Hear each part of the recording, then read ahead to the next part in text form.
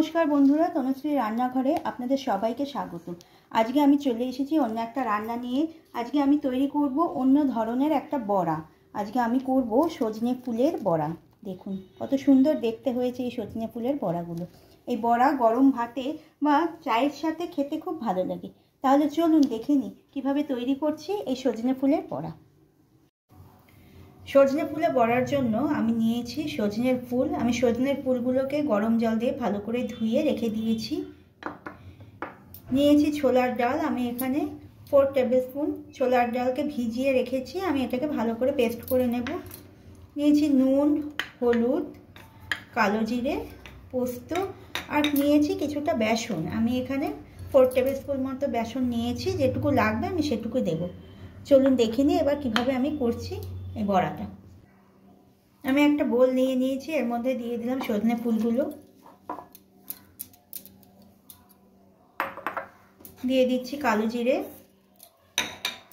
নুন, পোস্ত, হলুদ আর দিয়ে দিচ্ছি ডাল বাটা, ছোলার ডাল বাটাটা আমি দিয়ে দিচ্ছি। এবার এটাকে আমি ভালো করে মেখে নেব।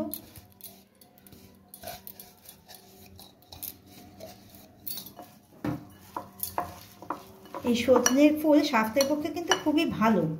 এটাকে আমরা অ্যান্টিপক্স বলে থাকি। এছাড়া সর্দি জ্বর হলেও এইভাবে যদি বড়া করে খান তাতে গায়ে হাতের ব্যথাও কমবে আর তার সাথে মুখের স্বাদও ফিরবে।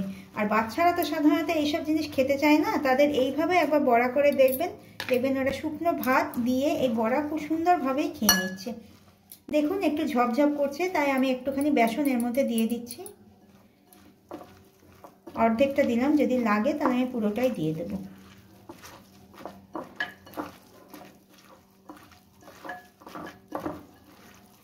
এখন একটা থেকে একটু একটু জল বেরোচ্ছে, তাই আমি পুরো বেসনটাই দিয়ে দিলাম।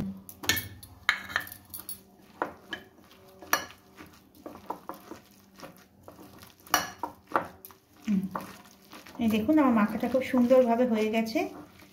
এবার আমি কড়াইয়ে তেল দিয়ে বড়াগুলো ভেজে নেব। আমি কড়াইয়ে তেল দিয়ে দিয়েছি। দেখুন আমি কিন্তু ডুবো তেলে বড়াগুলো ভাজবো না, আমি মোটামুটি একটু তেল দিয়েছি, এতেই বড়াগুলো ভাজবো। আর খেতে কিন্তু খারাপ হবে না, অল্প তেল বলে যে খারাপ হবে তেমন কিন্তু কিছুই নয়। মানে অত্যাধিক তেল কিন্তু স্বাস্থ্যের পক্ষে ভালো না। ওই জন্য আমি যতটুকু প্রয়োজন ততটুকুই তেল দিয়েছি। বড়াগুলো এবার আমি দিয়ে দিচ্ছি।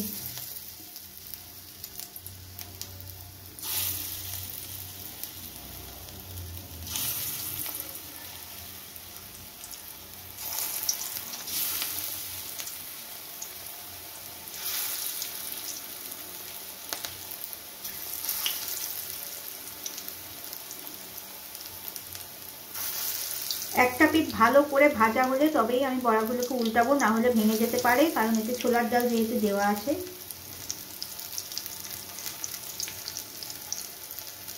এই পর্যায়ে গ্যাসের ফ্লেমটাকে আমি মাঝারিতে রেখেছি।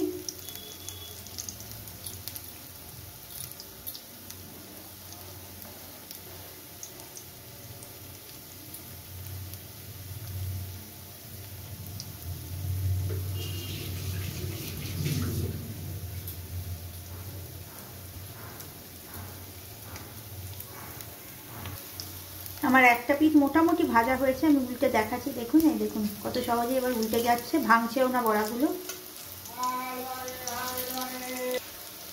আমি সবকটা বড়া আস্তে আস্তে উল্টে দিচ্ছি।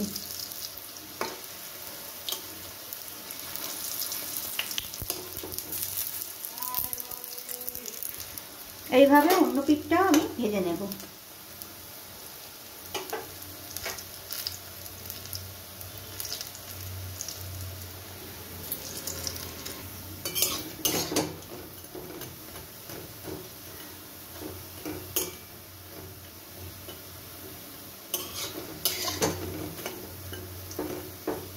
আর একটু লাল হলেই আমি বড়াগুলোকে তুলে নেব।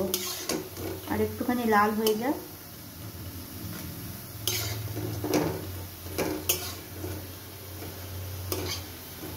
একটু কড়া হলে মচমচাটা ভালো হয়, ওই জন্য আমি একটু কড়া করে ভেজে নিচ্ছি।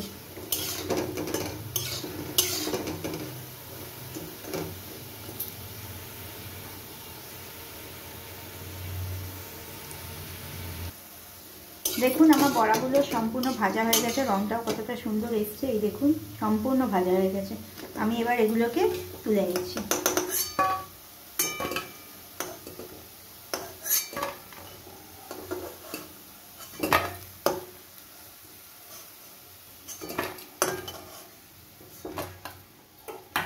এইভাবে আমি বাকি বড়াগুলো ভেজে নিচ্ছি।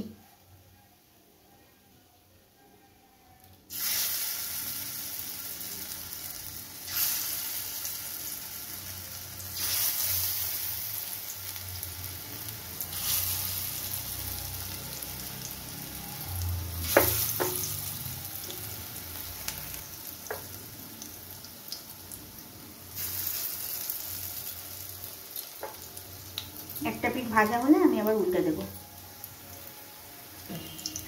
আমি এবার বড়াগুলোকে উল্টে দিচ্ছি।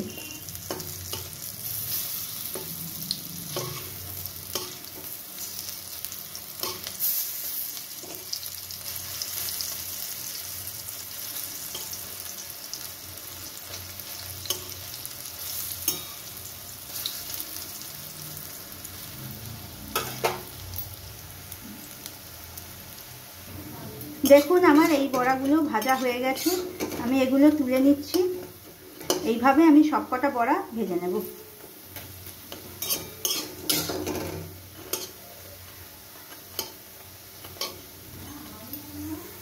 দেখুন কতটা ক্রাঞ্চি হয়েছে।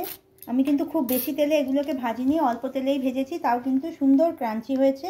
এটার একমাত্র কারণ হলো ছোলার ডাল দেওয়ার জন্য। আপনারা যদি এটা শুধু বেসন দিয়ে করেন তাহলে কিন্তু এত ক্রাঞ্চি হবে না। তাই যখন করবেন এইভাবেই করবেন, দেখবেন টেস্টিও হবে, খেতে ভালোও লাগবে, আর তেলও কিন্তু খুব বেশি লাগবে না।